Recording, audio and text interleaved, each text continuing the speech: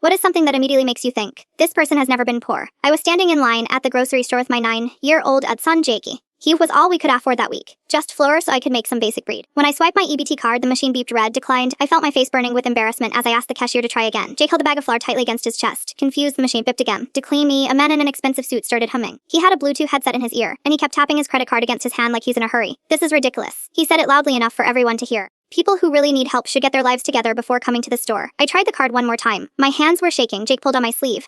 Mom, what's that machine beeped for the third time? The men behind me became even louder. This is what's wrong with this country. People living off government assistance can't even manage their own money. Other customers started looking, eyes burning into me. Jake looked at everyone's faces, then looked down at his cheese. Maybe if you had a real job, instead of living off other people's taxes, you could actually pay for your groceries. The man continued. I work 60 hours behind people who can't even afford a bag of flour. I didn't answer. I couldn't. I just took the flour from Jake's hands, put it back on the counter, and walked out. Jake followed me. Are we coming back for it later? He asked. 2 days later, I got called into HR at the law firm where I worked as a receptionist. My boss sat me down. There has been a complaint about your behavior. It's affecting the company's image. When I asked what she meant, she told me an important client recognized me causing a scene at the grocery store. But I didn't just left when my card didn't work. As she pulled out her phone, a video. Someone had recorded everything. There I was standing silently while the man behind me yelled about government assistance and taxpayers.